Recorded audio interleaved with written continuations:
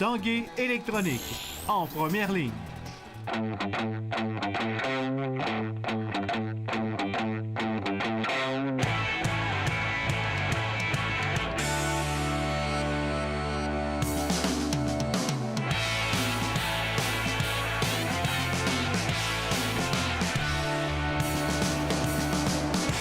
À tous, bon mercredi, bienvenue à l'Esprit sportif. Au menu, un peu plus tard, on parle de l'asthme à l'effort chez nos athlètes de haut niveau. Il y a maintenant des solutions. On parle également de boxe. Vincent Thibault, un boxeur de Québec qui a remporté récemment son tout premier combat chez les professionnels. Mais d'abord, parlons de Audrey Robichaud. Elle sera des prochains Jeux olympiques du côté de Pyeongchang. Elle se prépare. Évidemment, c'est une athlète en ski acrobatique. Elle pourrait vivre bientôt ses 3e Jeux olympiques. Reportage.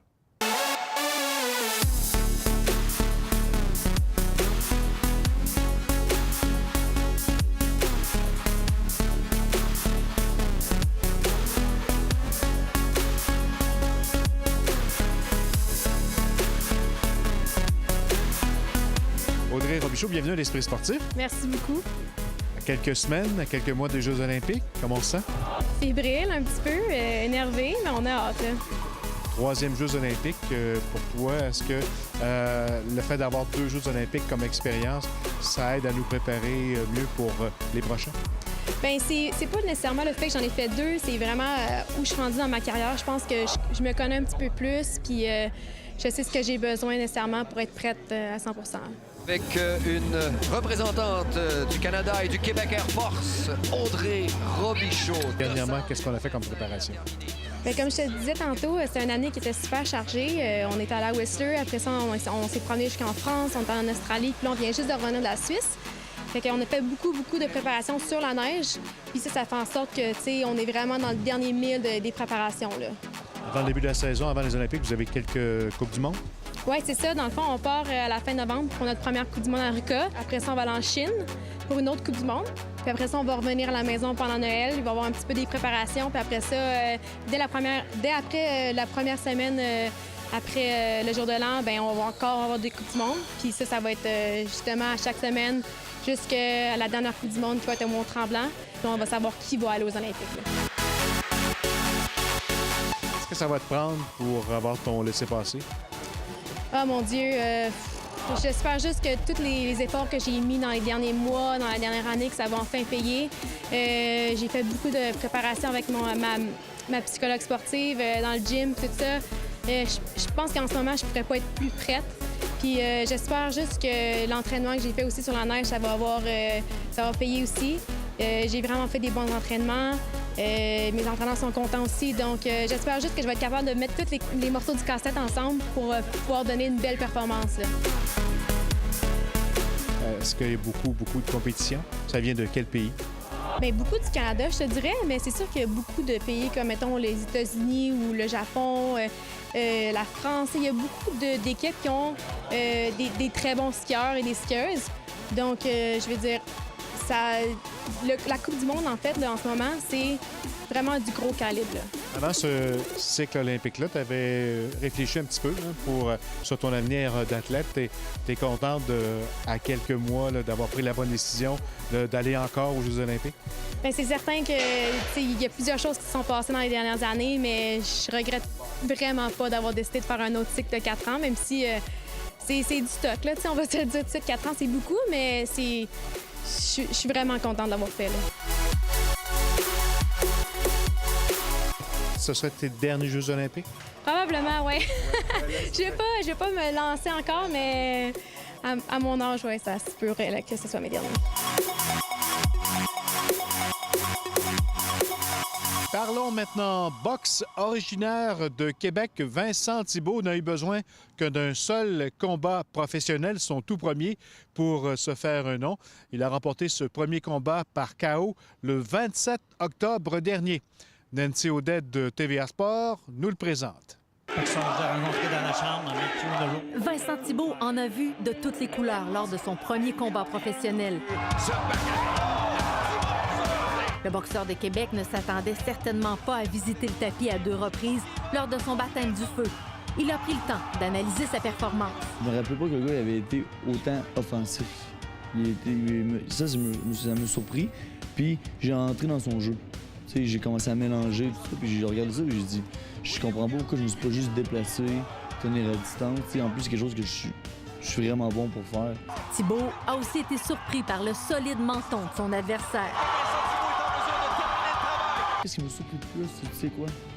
C'est d'avoir frappé un gars autant sans qu'il tombe. C'est ce qui m'a surpris le plus. Heureusement, le boxeur de 24 ans a eu raison de son adversaire lors du 3e round. Il va chercher la victoire avec une combinaison d'enfer! C'était une dure rentrée chez les professionnels, mais en même temps, j'ai tellement acquis d'expérience dans ce combat-là que déjà, mon prochain, je pense qu'on va le ressentir. Son entraîneur Vincent Auclair pense que son boxeur est plus talentueux que ce que nous avons vu et qu'il devra surtout apprendre à mieux gérer ses émotions. Vincent, c'est un émotif, c'est clair. Puis c'est d'être en mesure de gérer ça, puis de savoir quand laisser ça aller, puis quand vraiment être focus, etc. De faire ce qu'il a fait, puis d'être aussi spectaculaire, c'est parfait, mais savoir quand le faire. En tout cas, les amateurs de boxe connaissent maintenant son nom. Thibault a déjà très hâte de remonter dans le ring. La sensation que j'ai ressentie dans mon premier combat professionnel, c'est la meilleure sensation que j'ai sentie dans toute ma vie. Il pourra rapidement revivre ses émotions puisqu'il se battra en sous-carte du duel opposant David Lemieux à Billy Joe Saunders le 16 décembre prochain. Nancy Audet, TVA Sport, Montréal. Après la pause, on parle d'asthme à l'effort chez nos athlètes de haut niveau.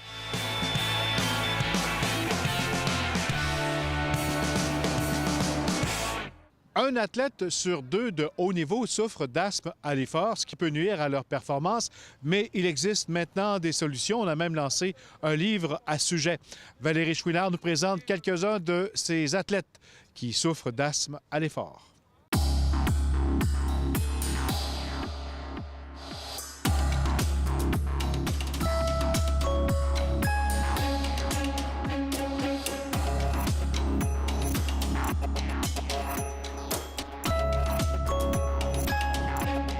Moi, c'est un asthme à l'effort, donc j'ai pas l'expérience d'un asthmatique là, vraiment dans la vie de tous les jours, mais c'est souvent une impression de resserrement dans la poitrine au niveau de la respiration, là, donc obstruction, resserrement au niveau de la respiration. Au début, je suis terminé un entraînement avec une toux, vraiment une douleur au poumon. Je retournais à la maison, j'avais une toux qui durait des semaines et des semaines. C'était pas agréable, puis c'était nuisible non seulement dans ma carrière d'athlète, mais c'était nuisible aussi dans ma vie quotidienne. Moi, c'était un des plus gros défis que j'ai eu à surmonter dans ma carrière d'athlète. C'est arrivé assez soudainement. Puis je pensais que juste en prenant des pompes, ça allait résoudre le problème. Donc j'avais une prescription assez basique et je m'étais vite découragé parce que je voyais aucun résultat. Puis c'est plus tard, en déménageant à Québec, que là j'ai appris qu'il y avait de l'expertise à l'UICPQ avec des gens qui pouvaient m'aider. Puis je pense pas que j'aurais pu avoir une meilleure équipe pour m'aider dans ce défi-là pour surmonter mon asthme à l'effort. Chose peut-être que plusieurs ignorent, c'est qu'il y a quand même plus d'un athlète sur 2 athlètes de haut niveau qui souffrent d'asthme. La majorité des athlètes qui pratiquent des sports d'endurance vont développer l'asthme à cause de leur sport. En fait, ils inhalent lors de la pratique de leur sport une grande quantité d'air. Alors, leurs poumons sont beaucoup plus exposés à tout ce qu'on retrouve dans l'air. Donc, que ce soit des allergènes, la pollution, différents irritants comme l'air froid. Alex Harvey, de 4e qu'il était. Dans mon sport, un sport le mien, un sport d'endurance d'hiver, le fait de respirer un grand volume d'air pendant des longues durées, mais de l'air froid, ça irrite beaucoup les bronches. Donc, à la longue, il y a beaucoup de skieurs de fond, des biathlètes, des patineurs de vitesse qui deviennent asthmatiques à l'effort. Donc, c'est quelque chose de relativement commun dans mon sport. Puis, une fois qu'on est bien traité, bien pris en charge, on peut continuer notre carrière sans problème. Moi, il y avait des conditions qui intensifiaient mon asthme. Il fallait que j'adapte l'entraînement en conséquence. Donc, par exemple, quand il faisait froid, c'est certain que je ne pouvais pas faire d'entraînement par intervalle à l'extérieur.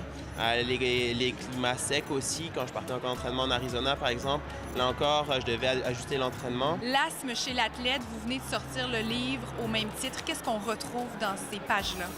C'est vraiment un livre pour le patient. En fait, on leur explique c'est quoi l'asthme, pourquoi les athlètes développent plus d'asthme que la population générale, comment on fait le diagnostic d'asthme, donc c'est quoi les examens, les évaluations. On explique aussi les résultats de ces examens-là, qu'est-ce que ça veut dire. On va leur parler bien sûr du traitement. Oui, il y a le traitement avec les médicaments, mais il y a aussi le traitement par l'assainissement de l'environnement, par exemple. Donc, on va expliquer aussi la médication, comment on prend la médication, toute la façon de la prendre, puis aussi les règles antidopage, parce que bien sûr, il faut tenir compte de ça. La prise en charge avec l'UCPQ, ça a permis de diminuer surtout les effets après les compétitions, après les efforts intenses, beaucoup de toux, beaucoup de silement. Donc, depuis que c'est bien traité, ça me permet de ne plus avoir de toux après les courses, puis ça permet d'enfiler les efforts intenses, les compétitions intenses. Donc, ça permet de bien repartir le lendemain. Au niveau où je suis, c'est systématique. Tous nos athlètes sont suivis à l'hôpital Laval avec l'équipe de spécialistes. Puis souvent, c'est pas tous les athlètes, mais ils ont de l'aide à ce niveau-là. Puis sinon, s'ils n'auraient pas été testés ou suivis, ils l'auraient pas vu. Puis des fois, ils mettent fin à leur carrière prématurément parce que à un moment donné, tu viens qu'à moins bien respirer et tout. Puis tu fais des contre-performances, puis on ne sait pas pourquoi. Alors maintenant, on sait que ça se traite et puis tu peux ramener l'athlète à un niveau de performance adéquat. Ça m'a quand même permis de rentrer 2 fois dans le top 50 au championnat du monde Ironman. Quand même un excellent résultat pour moi. Alex Harvey finit premier, prend le vitesse. C'est possible. Moi, je suis champion du monde aujourd'hui, puis je suis asthmatique à l'effort aussi. Donc, il n'y a aucune raison pour un jeune enfant qui est asthmatique là aussi de ne pas faire de l'activité physique. C'est de continuer. Il faut que ça soit bien traité, bien suivi, voir les bonnes personnes, un pneumologue évidemment, mais de ne pas arrêter de faire de l'activité physique parce que c'est la pire chose à faire. En terminant, c'est la dernière soirée pour participer à notre concours. Vous courez la chance de gagner 4 billets pour assister au match des Remparts dans la loge de TVA Québec ce samedi à 19h. Il y aura 3 gagnants. Rendez-vous sur le site Facebook de l'Esprit sportif pour répondre à notre question concours. Et bonne chance tout le monde. Voilà, c'était l'Esprit sportif. Bye bye. À demain.